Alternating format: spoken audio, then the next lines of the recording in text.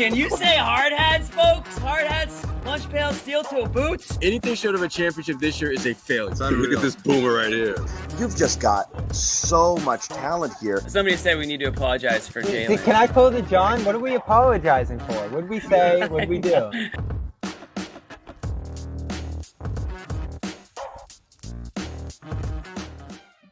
You like that, Chris? I do. I love the intro. Well done, Amit. Well done, Amit. We love them. Here we are, East Finals, Celtics, Pacers on deck. I can't believe this is where we are, but it is because the Knicks just physically crumbled in that East Finals, even up 3-2. They couldn't close it out, and insult to injury with a Jalen Brunson broken hand in the later stages of what was a runaway blowout win for this one, and probably a game that should put people's antennas up a little bit to what the Pacers are capable of here. I think a lot of people are probably going to look at this series here and say it's going to be a walkthrough, and it might be just because the Pacers do not have much of a defense at all. No real defensive posture on that end. So there's certainly a vulnerability there that the Celtics can take advantage of and roll through. But I do think there's a little bit of respect you have to pay for watching a team into the late stages of the fourth quarter shoot over 70% from the field. They started 22 of 27 in that first half, Chris. Just silly stuff from them here today, and a great comeback to win this series. Yeah, you see what the danger point is with the Pacers is it's offense, right, Bobby? It's offense. They're the highest scoring team in the postseason. They were the highest scoring team in the regular season, have the best offensive rating in the postseason. And you're looking at a team that shot 67% from the field for the game and 54% from three. All their starters scored at least 17 points. Hey, how'd you like old friend Aaron Nesmith going 8 for 8 in the game? So that's the danger with them is the offense. They're capable on a given night of doing what they did here in game 7, which is shooting the lights out and dropping 130. And they're probably going to beat anybody, when they do that, when they shoot to that degree. And you look at the games the Celtics have lost in the playoffs, it's been Miami and Cleveland shooting the lights out from three. The Pacers are capable of doing that in multiple games. Now, do I think they can do it for 4 games that beat the Celtics? I don't think they can do that. But you are right. People should put some respect on the Pacers' name just because of what they can do offensively and their depth offensively. And I think this will be the toughest series the Celtics will face in the East, which, let's be honest, is not saying much, but that's the truth. I think this will be the toughest series. Yeah, because they're mostly healthy. And the way it's gone for the Celtics, who knows if that continues. They are missing Benedict Mathurin, who's been out for a while now, so they've gotten used to that. And pretty much everyone else of importance there on that Indiana side is good to go here. And that wouldn't have been the case with the Knicks. Now, I'm mourning, Chris, because I just think New York, Boston, if there was any health whatsoever on that Knicks side, it would have been all-time fun. Great back and forth between the fans, 2 amazing environments. Like, I think it reminds me of last year when the Celtics and Lakers win the East and West Finals both lost, and you ended up with Heat Nuggets, and it was like, oh, so the Celtics are in it, which is, I guess, the difference there, but you missed out on Celtics Knicks, and that's crushing. And it could happen in one of the coming years here. The Knicks are certainly going to bring back plenty of talent. But man, from a storyline perspective, from an energy around the series standpoint, even us just covering this and trying to, garner interest. Wow, we missed out on something great there, I feel like.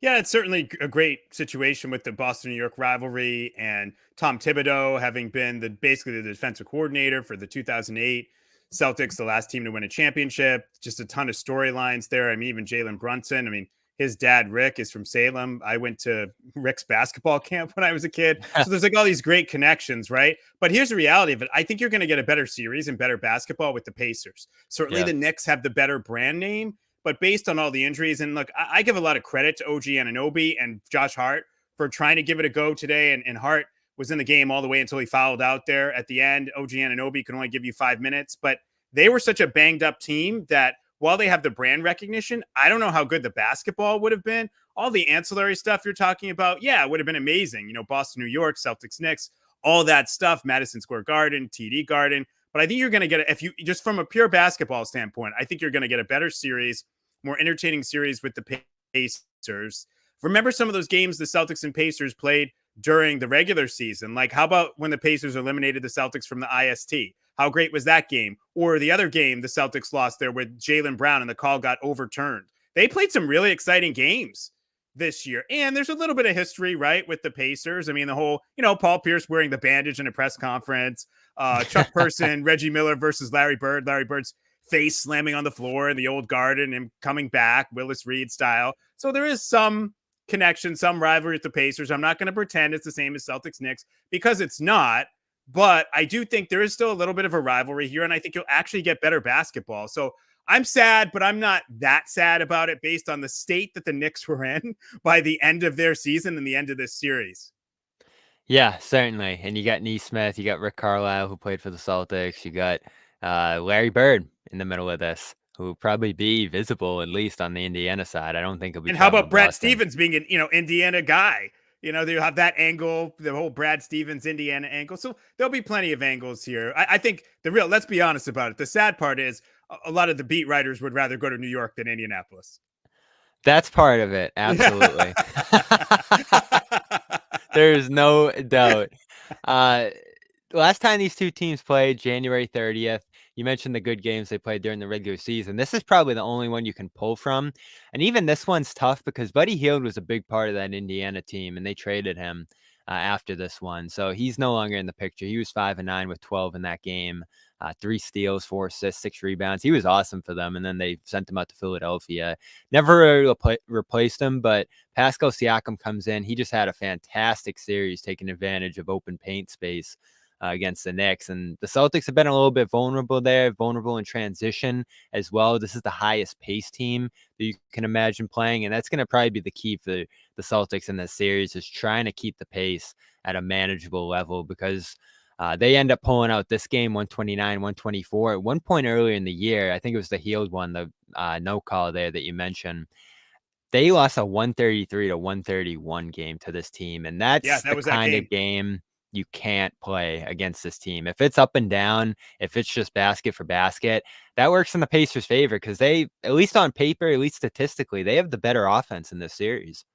Yeah, it's true. Now, that game I'm talking about where the call where Jaylen Brown got hit in the head and got overturned, Jason Tatum didn't play in that game. So the thing I like about this from the Celtics standpoint is what the Pacers do best is offense. But I still think, particularly if Porzingis comes back, that the Celtics have more offensive firepower at the end of the day than the Pacers. I know the Pacers are a great offensive team, and all the numbers in the regular season and postseason bear that out. But I just have a hard time envisioning them beating the Celtics 4 times by kind of, for lack of a better term, out-offensing them. I think that's going to be a challenge, because the Celtics offense is as good as it gets for my money in the NBA in terms of the depth of options. The other thing I think you have to like if you're a Celtics fan, and I looked this up before we came on, go look at the numbers for Tatum and Brown against the Pacers this year. They averaged basically 61 points per game. And I know it's a different team, because Siakam's here, and you can't draw from everything in the past during the regular season because it's a different team. I get that. But I just sort of question, even with old friend Aaron Nesmith there and Siakam there, do they have the wing defenders to slow down the Jays? I don't really think they do. I don't think so either. And that's where you miss Mathurin. Someone in the chat mentioned here they had Bruce Brown as well, who went out in that Siakam trade, who probably could have been helpful here. You got Toppin off the bench, who's not much of a defender. Yeah, there's not a lot of perimeter defense here. So it's going to be Nesmith on Tatum and Brown, who have basically shoved him to the side in a lot of their matchups too. He was great in that last game, but that's a heavy responsibility for him, trying to guard both of them at different times here. I'm sure Siakam will probably get Tatum, at least to start this series. And you've Turner, who's a pretty good rim protector there. The most intriguing thing, I think, matchup-wise in this series, and we've seen it play out in some of the games between them, is the Pacers basically on defense go all out on guarding the 3. It's kind of a weird style where they're going to give up the basket and take away the 3. It's sort of the reverse of how a lot of teams play.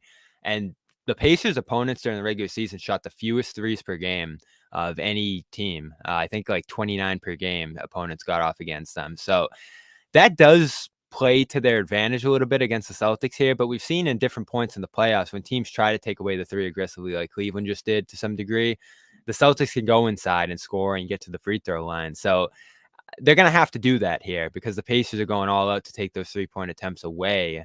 And I think they're capable of it, but they're going to have to shift their mindset toward that a little bit.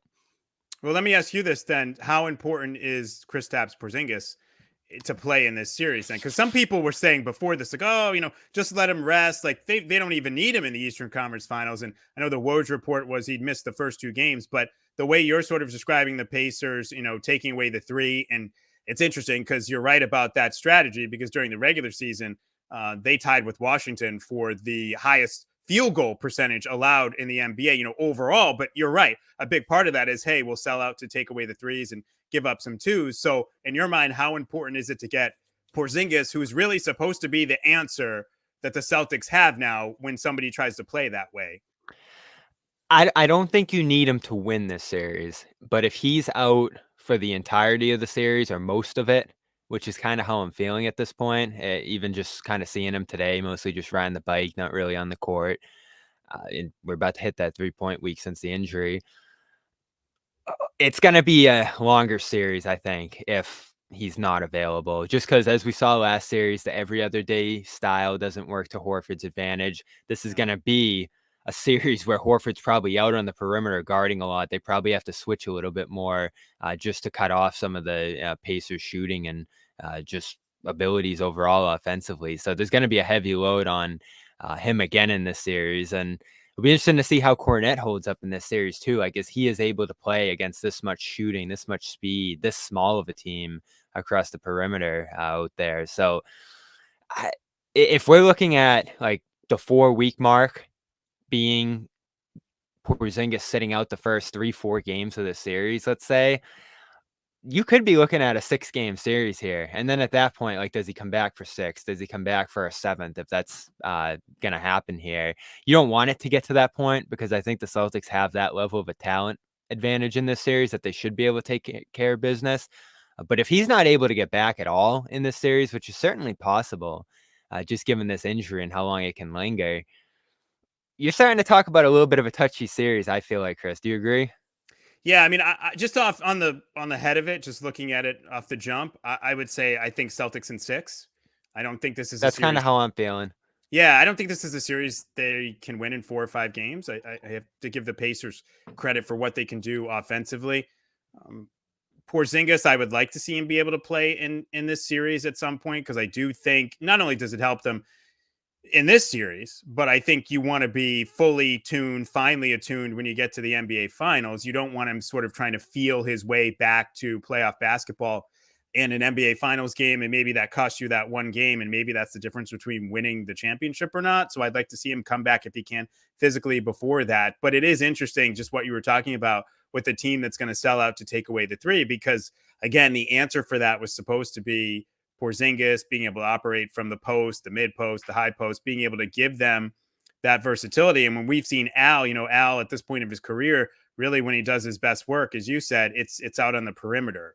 It's not in there. And how does that affect the Celtics in terms of being able to take advantage of the Pacers? You certainly don't want to force 3s or take a bunch of contested 3s, even though they can make them. That's not what you want to do. Obviously, they can drive to the basket. Jaylen Brown's been great at doing that in the postseason, but you also want to have sort of that other element of your offense for spacing. And this is one of the things, and this is not so much offensively, but I'm just thinking about what you were talking about defensively with Luke Kornet. If I have one kind of small quibble with Joe Mazzulla to this point in the playoffs, is I've sort of felt there was a point they would need Tillman, and he might be a better option than Kornet. And I do think there were opportunities in the Cleveland series maybe to work him in a little bit more, so that if you do need him in a series like this potentially, and he's maybe a better option, that you feel like you can go to him, and he is somebody who is in playoff form, playoff shape, playoff mode. I think there have been some opportunities throughout the playoffs to maybe give him a little bit more run and a little bit more of a look. I know they're really comfortable with Kornet, and he played, a really great game in that Cleveland series, but I do think you want to have that. There's a reason Brad Stevens went out and got Tillman. And I think potentially a series like this, with the greater mobility he has, the greater defensive flexibility he has, is one of those reasons. Yeah, I'm gonna try to pull it up quickly here, the amount of mid-range shots Indy take, because the thing that made it work well for Kornet last series is that the Cavs shot so few mid-rangers. I think they shot like the lowest frequency of them in the league during the regular season. I'd have to assume the Pacers shot a little bit more than that. During the regular season, they were like middle of the league. So definitely more than Cleveland in terms of like shooting over a drop. But still not a ton. They're not one of those mid-range heavy teams. They're probably more of a three-point shooting team, which, can still hurt Kornet. Yeah. How much Turner, does that change with Siakam though? Because we've talked about, those numbers, like Siakam's kind of a mid-range master, right? I mean, that's kind of his game. And so they didn't have him all year long. So like we've talked about throughout this discussion, it's hard sometimes to extrapolate some of those Pacers numbers from the season because they're a little bit of a different team. I'm just thinking of like Siakam now, like that guy is going to shoot from the mid-range. Yeah, and they shoot 50% there, which is a good number. That's actually highest in the league. Oh, really? Is, going to be interesting to watch there. So this isn't a Kornet series to me, and I'm a big Kornet fan, but he's matchup dependent, certainly. And I think you're 100% right, and a lot of the fans agree. There had to be opportunities in those earlier series to get a look at Tillman. And even during the regular season, I didn't love that they played him at the 4 a lot. Stashed him in the corner. He's not really much of a 3-point shooter historically throughout his career, and he was just trying to fit in as a corner 3-point shooter there. I like the idea of him at a 5. I think he can seal off a smaller guy, finish over him inside. He's talked a little bit about how he's got post moves he can go to, and he liked the opportunity to be able to post up a little bit here. So if you're going to use him in this series, I'd like to see him actually sub in for Horford, not sub in alongside him and try to play bigger. Because I think that'll hurt you from a speed perspective in this series too, if you're trying to play those two guys together out there. So you can go to him. I think that won't be a crazy move to make at that point. Even if he didn't play a ton earlier in the playoffs, I think he's got to be ready to go in this spot. And part of it's got to be on him to play a little bit better too, because I don't feel like he played amazing in those spots. Certainly dealing with some knee stuff and maybe some other physical ailments that were lingering from the regular season there. So I wonder if that's a part of it, but he's going to be a factor in this series, or at least I think he needs to be for them to match up here and survive this Porzingis loss. And I'll ask you, because my antenna is starting to go up a little bit here because, you hear it's like 17 days for Porzingis. We're kind of past that point now. Mazzulla's not talking about it. I don't think that's a red flag or anything like that, because I think some coaches just don't talk about injuries. We've certainly seen that fair share of coaches around here just not address them. But at what point in this series, especially with him being ruled out the first couple of games already, especially with Giannis, having that 3-4 timeline with that, and really after 4 weeks still not being close, as he mentioned after their season ended, are you starting to get at least a little bit worried that this Porzingis thing might linger a little too long here for them? Oh, it's a good point. It's funny. I have to be honest. You're on the beat. You're around them all the time. I'm not. So initially, I was like, "Oh, when he first suffered the injury against Miami, and they said it's not as bad as we think," and also, but then it sort of like stabilized. I was like, "All right, we're not going to see him till the finals." Then all of a sudden, he was like out there shooting, and it would seem like super positive. And I was thinking, "Oh, he won't play against Cleveland, but I think he'll be ready for the Eastern Conference Finals." Then the Woj report comes out. He's not going to play in the first couple of games. And now you're telling me he didn't really do much in practice. So now it seems to be trending in a completely opposite direction from at the beginning when they were like, "Oh, we dodged a bullet. It wasn't as bad as we thought." It's come almost full circle to where I'm questioning whether he's going to be ready before the NBA Finals. And that would be disappointing to me, not because of anything he's doing. An injury is an injury. Yeah. But just I was hopeful that he could come back in the Eastern Conference Finals for the reason I said before, that I think there is still an element when you miss this much time, and it's the most intense pressure-packed basketball of the year, to jump back into it and just say, "Oh, it's automatically like riding a bike and you're going to be great and you're going to be fully optimized right out of the gate." I just don't think that's realistic. Like, as much as we deal with the numbers in today's NBA, these guys are still human beings. And human nature is, if you take some time off, you're going to be a little bit rusty. Maybe your conditioning is not what it was. The speed of the game, it could take you a little while to get used to.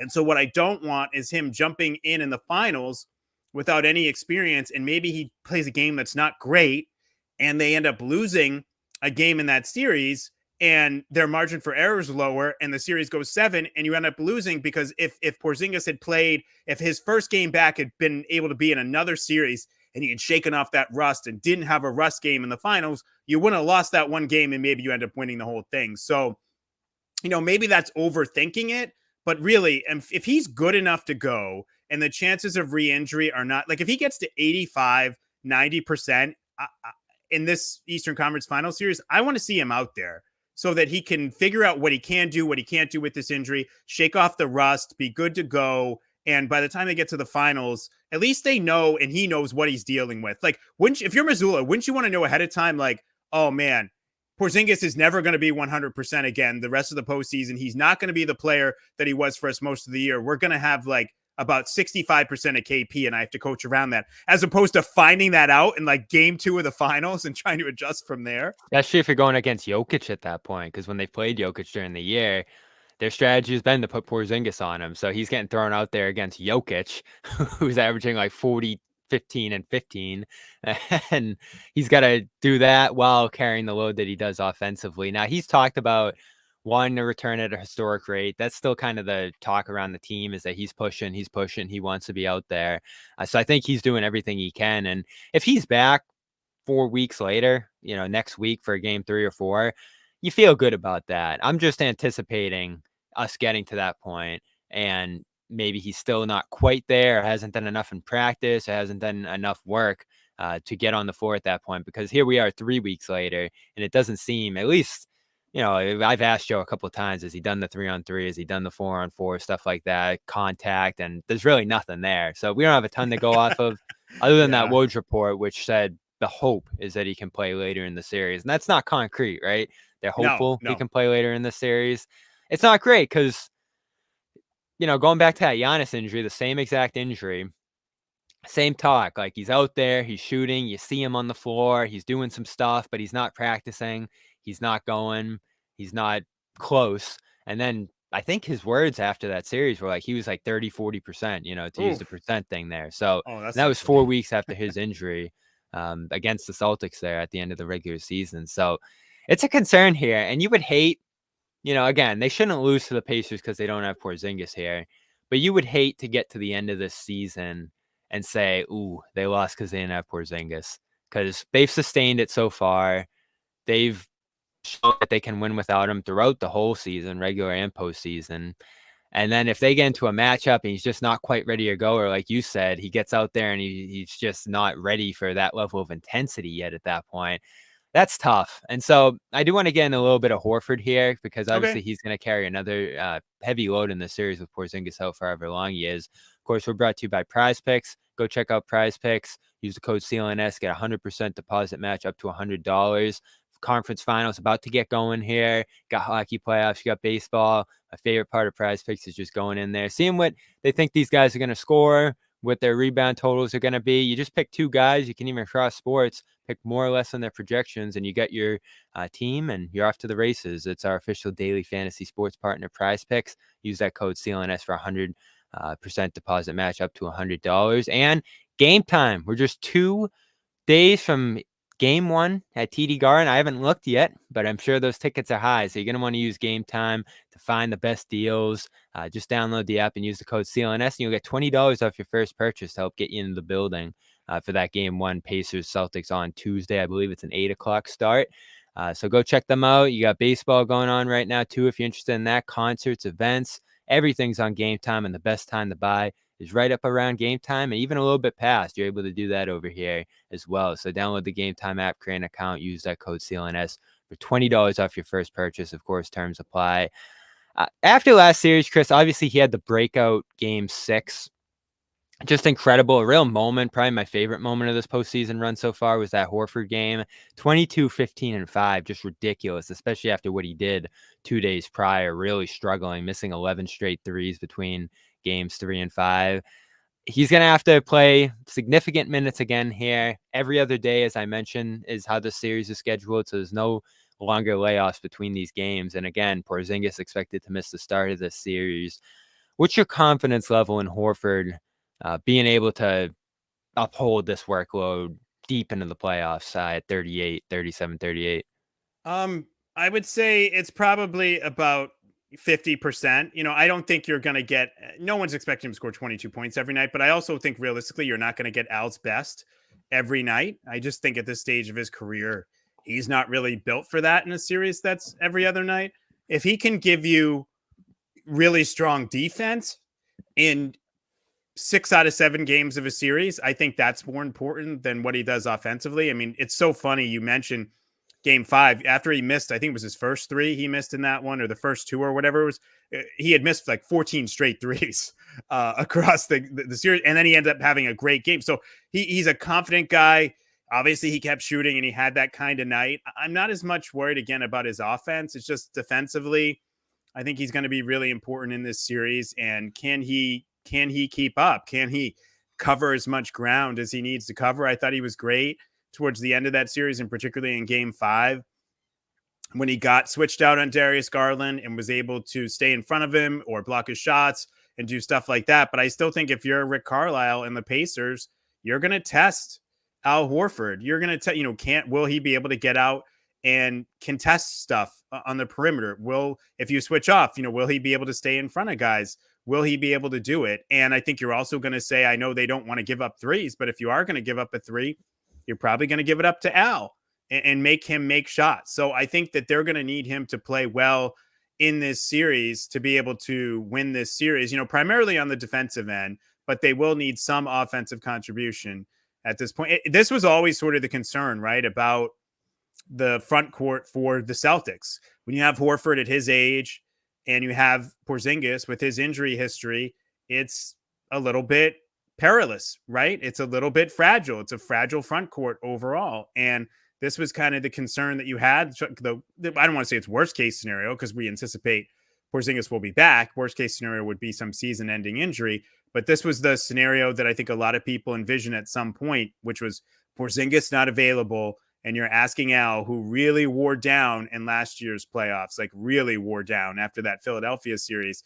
to be able to go out there and carry a load. And can he do it? Yeah. And, part of surviving out there is being a threat offensively too. So he's just got to at least be that.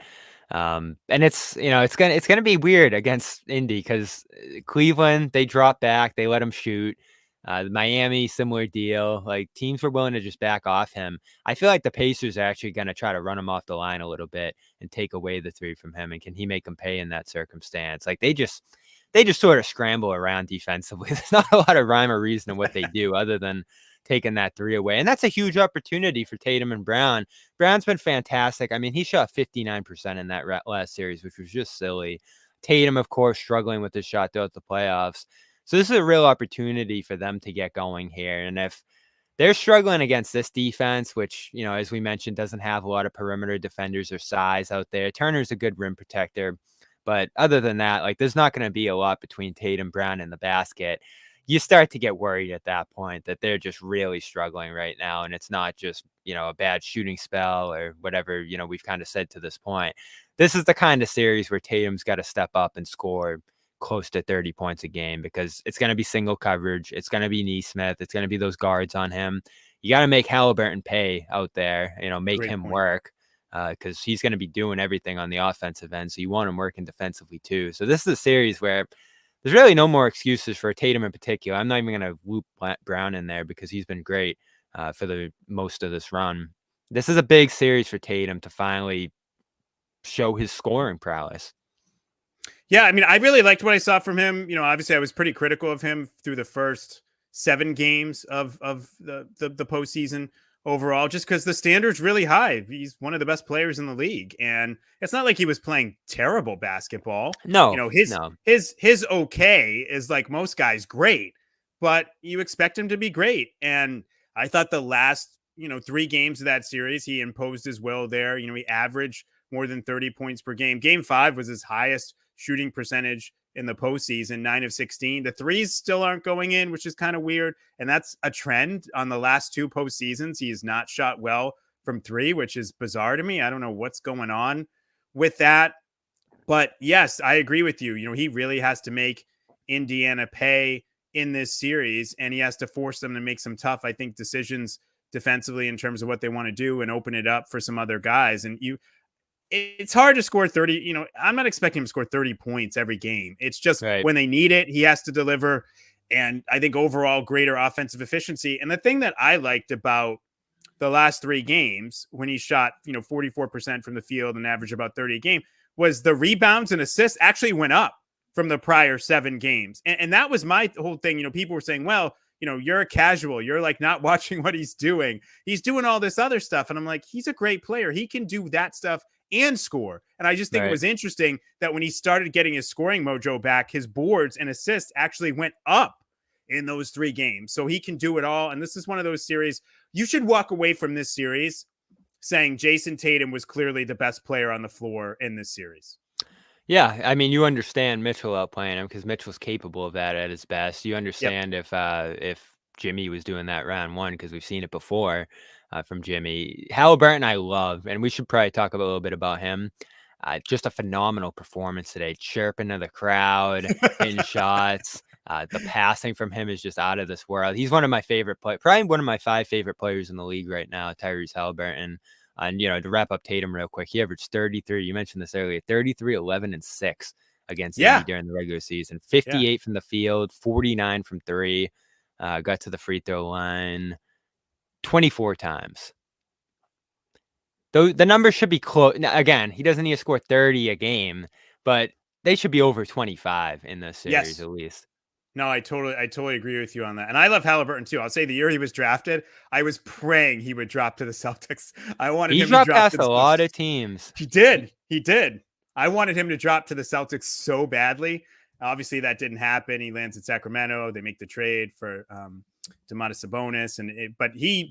I'll tell you what, before he got injured this season, he was having like he was kind of like making the leap before he got injured. And just what he did today, it was funny because they were talking on the broadcast about how he needed to be more aggressive in that first quarter. And then from that point on, he just went off in that first quarter. Yeah, and you got to give him credit because he's the engine for this team. And they have Siakam now too, so they can probably survive the minutes he's off the floor a little better now than they could previously. But last year, they were 6th seed for a lot of the season based on what he was doing. And then he ran into some injuries again. They probably held him out for the later portion of that year, just based on where they were.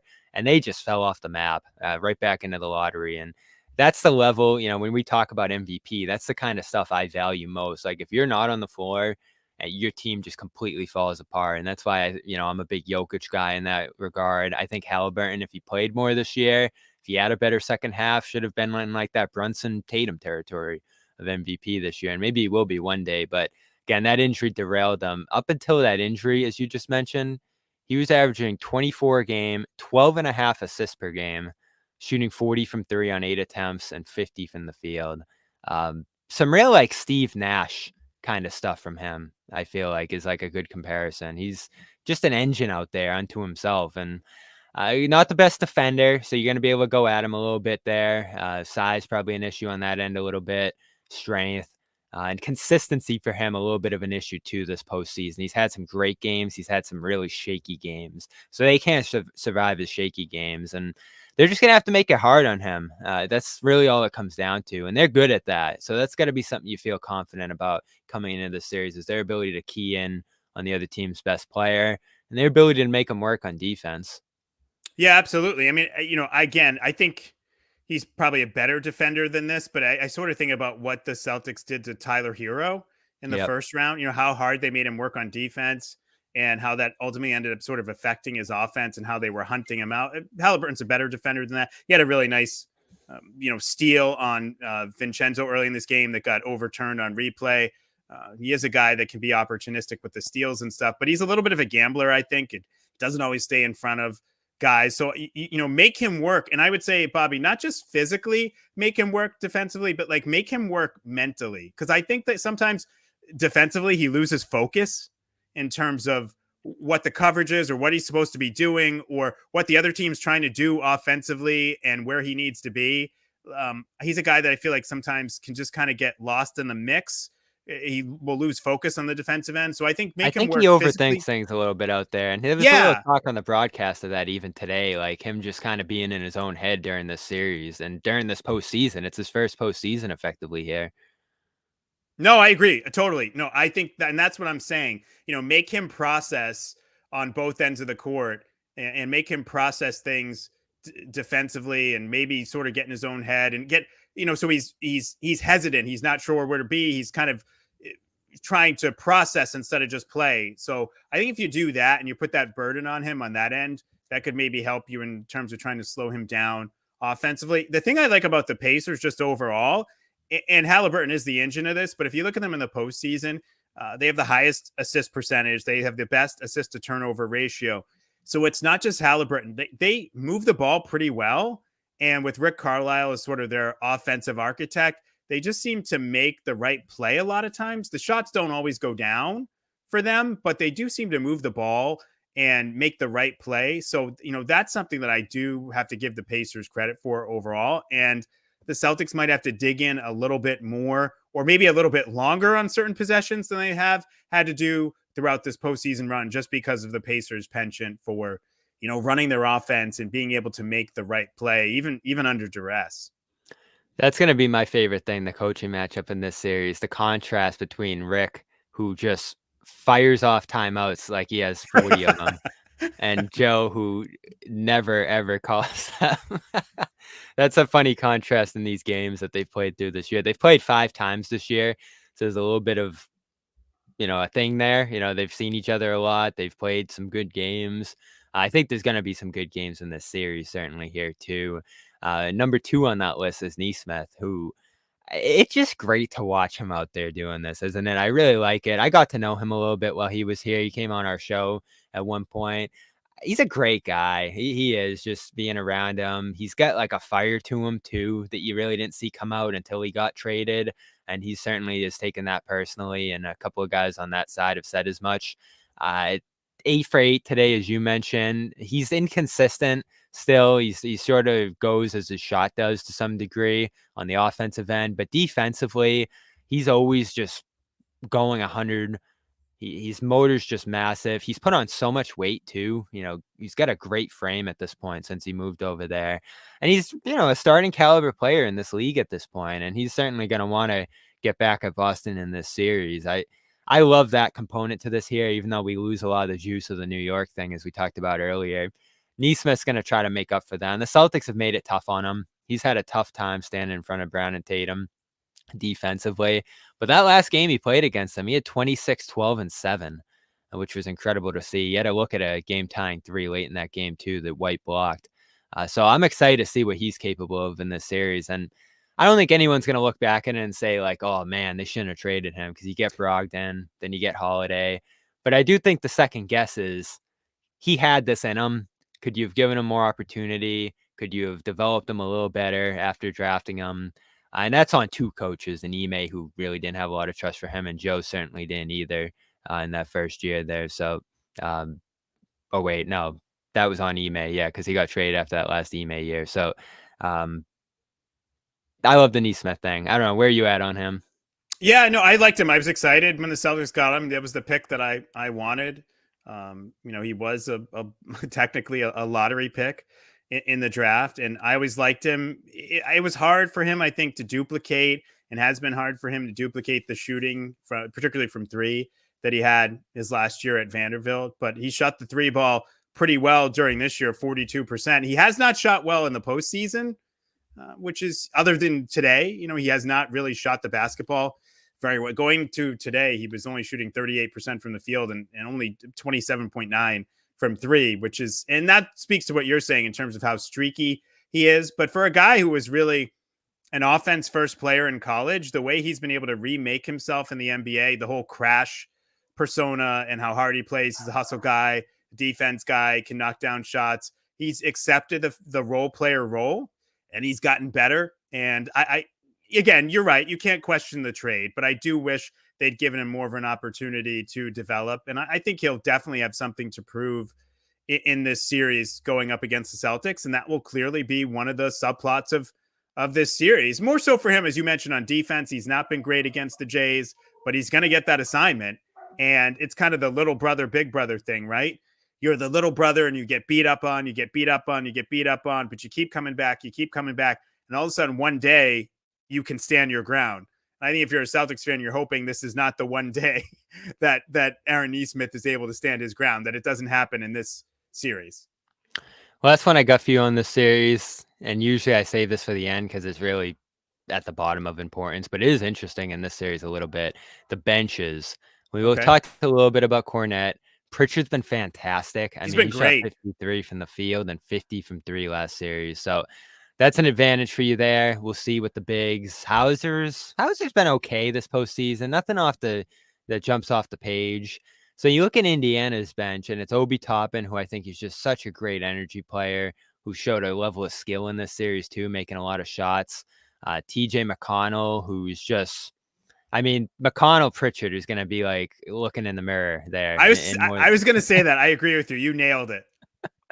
Those two guys have like the same game. And McConnell, if they are going to try to put someone smaller and pesky, but with a level of defensive skill in front of a Brown or a Tatum, he's going to be an interesting guy in that regard. And then Isaiah Jackson, who's, a solid, rim running center that brings a level of physicality too that they'll probably have to utilize here. So shorter benches on both sides, up and down results on both ends so far. But I do feel like that might be a small edge for Indy, and it's going to matter in some of the games in this series. Probably, I think what kind of minutes and contributions those guys are going to be able to give you, especially with what we talked about with Porzingis and Horford earlier on that center position. No, I agree with you on that, Bobby. Another guy I'll throw in there for Indy is, Ben Shepherd. I think that, he's been getting more minutes. He's a guy who was a great shooter in college. He can knock down some shots. Obviously, young player, inconsistent, but, that's another guy. He's maybe sort of like, their Hauser in some ways. Not as established as Hauser, obviously, but, that sort of thing there. I don't really think either side has a clear, bench advantage here. Maybe, like you said, slight advantage. Indy, McConnell's playing so well right now, but so is Pritchard. But I think the story of this series will ultimately be the starters. It'll be the starters. The Celtics sort of big five versus what Indy's putting out there, and their five is the starters. I think that will ultimately determine what this series is. And we've spoken about this. Indy offensively, they are capable of winning 1 or 2 games in this series. And so then if the Celtics were to give away, let's say the Celtics give away another game somehow by not playing well, then you look at it and you could be in a 7-game series, which is not what you want to be in this case. So I do think over, a lot of people were talking, and there was a lot of debate, legitimate debate. What was the better opponent for the Celtics? Which team should the Celtics want to play? I was pretty adamant that it was the Knicks they should want to play, just because the Knicks were so beat up, didn't have a lot of depth, although Alec Burks went crazy today in that game. Whereas I look at Indy and I just feel like Indy is healthier. They're more potent overall. And I think they're more capable of sort of sticking in a series with you for a longer period of time and longer games. Because when I look at Indy, and yes, the offensive rebounding for the Knicks in the postseason was absolutely fantastic. But when I looked at the Knicks overall, they played so hard, and I appreciated that. But I was like, what is the one great thing the Knicks do? I guess you could say it was the offensive rebounding. But they just play really hard to me. Whereas I look at Indy, and what's the one thing they do at an elite level? Offense. They're an elite offense. Their offense is elite. So that's what Indy's bringing into this series, where I sort of felt like the Knicks didn't really bring any particular one elite area of the game that would give the Celtics trouble over the course of a 6 or 7 game series. Whereas I feel like with Indy, the offense at least has the potential to do that. Yeah, and I do think of the rebounding a little bit too, because you mentioned it there. They're going to be able to defend their defensive glass, because I think in moments the Celtics are great on the offensive glass too. And as I look at it here, Indy is 14th out of 16 playoff teams at defensive rebounding. So that could be an advantage for the Celtics here too. But you mentioned it, 122 is the Pacers' offensive rating, 119 for Boston. So there's a real gap between those two teams offensively, and the pace they want to play at too. Certainly here, pretty sizable too. Celtics have the slowest pace in the playoffs right now. Really? I didn't know that. Does that surprise you? I mean, you've covered the team all year long. I didn't know that. So to me, that's kind of surprising. I think it's a little bit matchup based. I think the Cavs want to play slow, and you end up in that kind of series. And Heat too, a slower paced team, 2 more defensive oriented series. So I don't think it's because the Celtics ran it to a halt, but there were moments in those series where the offense stagnated a little bit. Impressive through all of that, and Tatum struggles and everything, that they're still second offensively in this postseason. And they've used their defense as a real weapon at times, I think, to turn into offense. So they should win this series. They should certainly be favorites in this series. I think they have a lot of advantages in this series, but the Pacers actually have bodies, depth, a star in Haliburton, and a style that can make them competitive here. And even though I'm heartbroken about New York not getting here,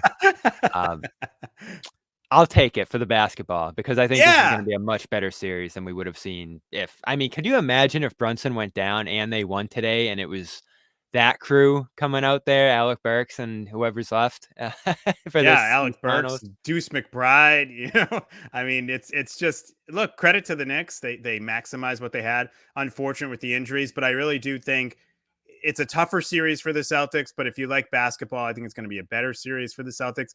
And, I know we didn't touch on this, but look, when you look at this overall for the Celtics, there is some element, at least in my mind, of when you get out of the East, you do want to be as prepared as you can be for what you're going to face in the West, and probably for some closer games. And I don't know, I just think Indy maybe has a better chance of doing that against you than New York did. You don't want it to be completely easy. No, I don't think that benefits you. And here's the other thing. The Celtics just have not played, in my mind, really close game. Like, I don't know how you feel about this. I don't feel like they've really played a close game yet. Now, I know people will say game 4 against Cleveland, because that did get close in the fourth quarter, and they had that scoreless drought. What was it, 420? Sorry, not scoreless. 420 without a field goal. It was a fake close game. Yes, exactly. Thank you, Bobby. They were up by 15, had that cushion, and then it came down. It wasn't like a game that was within like 6, basically, the whole fourth quarter. It was, you had a 15-point cushion that you had built, which was great, and it got winnowed down, and then you were able to sort of, Jaylen Brown hits the 3 off the great pass from Tatum, and you survived. But to me, that doesn't count as like a close game, because you had such a cushion going into it. So I wouldn't mind seeing the Celtics in a close game or two in this series, just so they're ready by the time they get to the finals and know how to respond in a close game, which I do think that stuff matters. I have the date right in front of me. April 5th was their last close finish 44 days ago against the Kings. And it was funny because I was asking Mike Brown before that game, because they'd play in a lot of close games and had really good results there. And I was like, how do you guys win so many of these crunch time games? And he goes, I go to church every Sunday. That's a great answer. So I had my eye on the crunch time thing then. And the Celtics have had their struggles there this year. So to not get reps, not get opportunities to do that, I think is a valid concern going into a potentially tough final series. And we'll obviously get a pretty good look at who it could end up being tonight with Denver and Minnesota about to play a game 7. So we'll go check that out. I'm really interested to see where that's going to go here. But the Celtics do have to get by the Pacers first. East Final starts Tuesday, 8 o'clock. We'll have coverage throughout here. We'll have a full Garden Report series preview tomorrow night. So stay tuned for that. The whole crew coming back to talk about that after our week off here effectively between series. And appreciate Chris stopping by in the meantime. Of course, check out all his work at the Boston Globe. You still got the Nesson show going as well. We have Boston Globe Today Sports every Friday at 5 p.m. on Nesson, hosting that. And you can always catch me on 98.5 The Sports Hub as well. I'm on Felger and Maz on Fridays from 3 to 4, and then Gasper and Murray with my good buddy Jim Murray on Saturdays. We're on from 11 to 2, and that 12 to 1 hour. This is the demographic, man. 12 to 1 is the Sports Hub Celtics show. We appreciate you coming on that, Bobby. Hopeful we can get you on again during the postseason. But that whole hour on Saturdays, 12 to 1, is completely dedicated to Celtics talk. Yeah, and I think the chat loved having you here too. A lot of positive reviews there, so that's always good. Hopefully we'll get you back as well. So wait till they're down in the series, Chris. I know. Then they'll love you still, I'm sure. We'll see. Fingers crossed. One more shout out to one of our sponsors here, PXG. Great golf apparel. It's summertime. It's about to warm up. I think 80 degrees a couple of days this week. So if you're out on the course, awesome gear to have. Lightweight, feels good on a hot day out there wearing this. And when you feel good, you play good out there. So check out their polos, shirts, hats. A lot of good stuff over there at PXG, and you can get a 10% discount with our code Garden Report. So go to pxg.com/Garden Report and check that out. Thanks again to Chris. I'm about to go record with Noah. We're doing our studio edition of the show tonight, so we'll have a little bit more talking about this series and the playoffs that's been so far from the Celtics with her. She's done a great job throughout this postseason covering the Celtics as well over at Celtics Blog. So check that out. That'll probably be out tomorrow as we pre-record that. So that's that. A lot of busy time, Chris, but it's good. And then we're off to Indiana. So we'll be out there this weekend covering that as well. Unfortunately, not New York, but that's a wrap here for this edition of the Garn Report. Thanks again, Chris. And we will talk to everybody tomorrow.